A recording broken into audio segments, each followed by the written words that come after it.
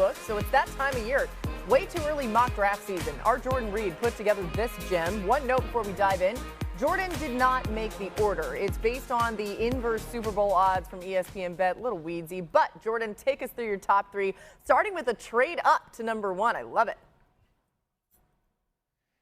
Yeah, the 2026 NFL Draft is only 356 days away. Not like I'm counting or anything, Laura. But at number one overall, we have Cade Klubnik, the quarterback out of Clemson. There's a lot of excitement about him. He reminds me a lot of Bo Nix when he was coming out of Oregon a few seasons ago. Very good staying on script. He's really good playing inside of the pocket, outside of the pocket. I go back to that final game in the college football playoff against Texas. He was phenomenal in that one. 336 passing yards, 3 touchdowns in that one as well. He made a huge improvement from his sophomore to his junior season, a huge bump up, and I'm expecting him to continue on that extension this season, now with another season under offensive coordinator Garrett Riley. The next one is Caden Proctor, the offensive tackle out of Alabama, a huge offensive tackle at 6'7", 360 pounds. He's a consistent run blocker. Needs to clean up his pass protection. That's an area where he needs to improve next season, but I think he's going to be one of the best offensive linemen in the country now that we know he's going to be that entrenched starter at left tackle moving forward. I'm expecting a big season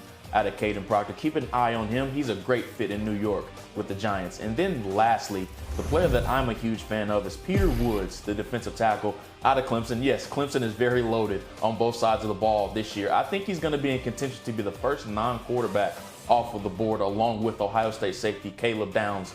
Peter Woods at 6'3", 315 pounds, very reminiscent of Christian Wilkins when he was coming out a few seasons ago. Very bouncy athlete, very stout at the point of attack as well. They primarily rush him off of the edge, surprisingly, but I think they're going to play him more inside next season. So look for him to be the first non-quarterback off of the board in 2026. Now, some other guys at the position at quarterback that scouts are already really excited about. Lenore Sellers of South Carolina. It would not be surprising if he ends up putting himself in contention to be the number one overall pick. Reminds me a lot of Donovan McNabb and a more polished Anthony Richardson. Really good athlete, but still needs some refinement as a passer. Some other names, Garrett Nussmeier out of LSU. There was a lot of excitement about him early on in the season, but he tapered off a little bit as the season went on. Had 4 games with multiple interceptions, but a lot of scouts are excited about him coming back for another season. And then Drew Aller, a big quarterback at 6'5", 238 pounds out of Penn State. There was a lot of excitement about him, and some people thought he even could have came out of this past year's draft and being a first-round selection.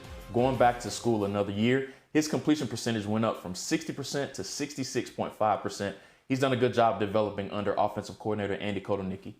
And it does show you, I know it's early, but next year's quarterback class is loaded. And that's 4 quarterbacks you have there in the top 8 picks, Jordan. But we didn't see Arch Manning in there, and some fans are like, what in the world? Why is that? Why is Arch not there?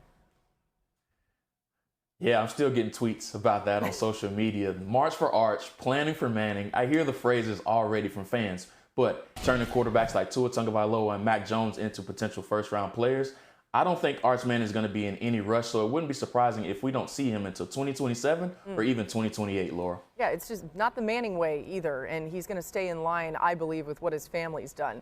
I'm excited for Texas next season. All right, let's get back to the Browns, who Jordan has trading up to take a quarterback number 1 overall in 2026, which is interesting.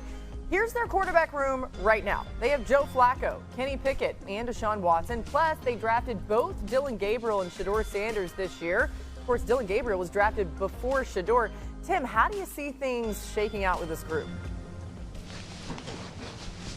Well, listen, I mean, the reality of it when you see it is like it's hard for 5th-round draft picks to make the football team. And it doesn't matter what your name is, especially at the quarterback position. And then when you look at the lineup, you just outlined, Joe Flacco is going to be the day 1 starter. That's why he's there.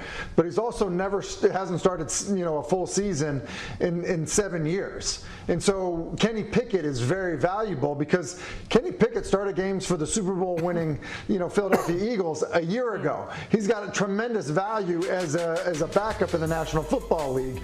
So this idea that you just ship Kenny Pickett off and go with 2 rookie quarterbacks behind Joe Flacco, I don't think that Kevin Stefanski is going to feel great about doing that. And so then I think when you look at, Dillon Gabriel, look, he's a better prospect in the eyes of the Cleveland Browns. They took him 2 rounds earlier than they took Shedeur Sanders. So there aren't enough reps to go around. I think people need to understand this. You can have a period in practice where you have a 14-play 7-on-7 period. Well, like the starter Flacco is going to get 7 of them. Then you're going to have 5, that go to Kenny Pickett, your backup. Well, like you have 2 reps left that probably go to the 3rd guy. So it's hard. I've lived it as the 4th quarterback at times where you're there, you watch practice a lot. You don't even get a chance to prove that you're good enough to make the team. And I think that's the fear if you're Shedeur Sanders. Yeah, listen, I hate to disagree with my fellow Eagle right here, but if you're the Cleveland Browns, first of all, we know what Joe Flacco is at this point in his career. The last time we saw Joe Flacco in the Cleveland Browns uniform, he was out there throwing picks to the opposition, the Houston Texans. We know what he is. Kenny Pickett has been on 3 teams in what, a year time or whatever it is, 2 years. We know what Kenny Pickett is. If you're the Cleveland Browns, you have 2 first-round picks in 2026.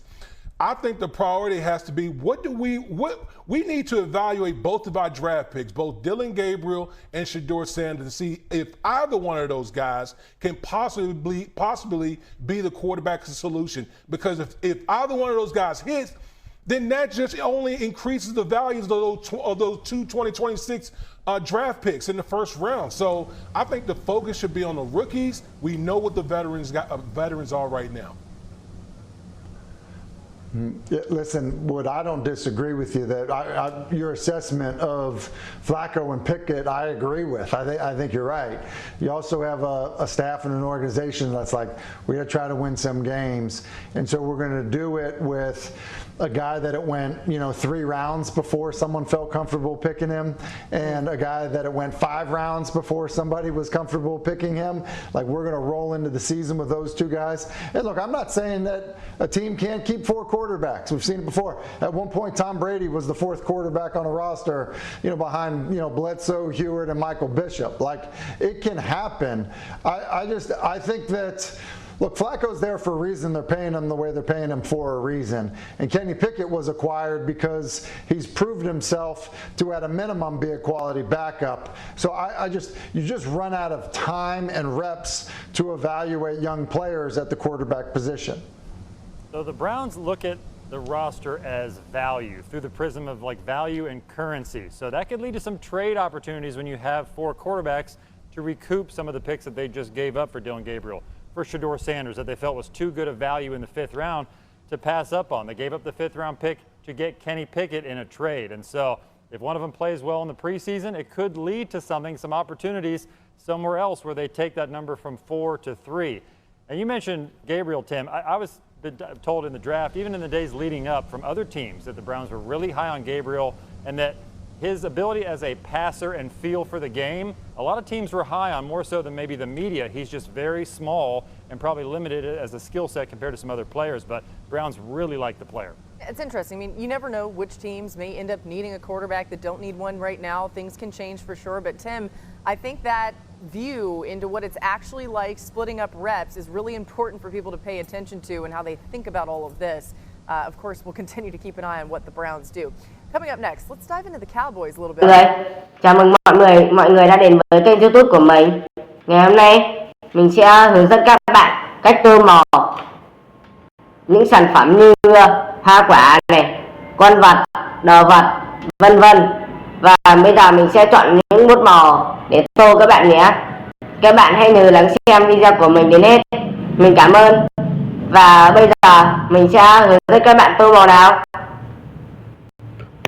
Đi làm với bạn sinh nhật không mấy tháng. Đi làm mình không thôi. Đi làm với con cái đi cả bạn đi. Nhà mình thôi. Đi làm cho nó biết à. Không được chưa biết.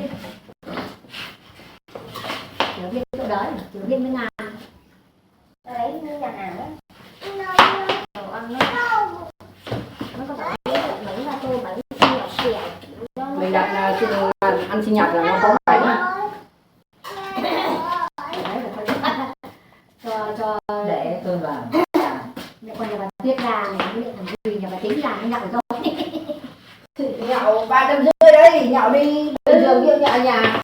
Giống như ở nhà thì tính Nó ra đây đồ nó ngon ăn hơn. ăn phải ăn. Cho hết tiền nhậu. Đi nghe nó 450 đấy. Sinh nhật là có nhà không? Có là biết sinh nhật. Sinh nhật có mấy thằng Hóc đầu mà nãy giờ bạn bè. Đấy là tôi không đi ăn cùng người. Trước khi đi ăn người. Ai ăn, chứ mình tổ chức sinh nhật không thằng nào đâu tổ chức sinh nhật kia.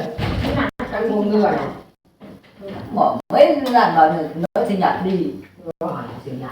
Không sinh nhật gì. Mấy đứa Đó là nhà. Không đi không nhặt. Không đi nhặt. Rồi nhà thì ta lên đi nhặt. Không đi nhặt. Trong nhà. mà ra mình vui. Không đi rồi. Ở nhà cũng nhà đi. Đúng. Ông đi thì ông ở nhà tôi nhà. Không tự nấu cơm ăn. Cho mẹ Chẳng đâu.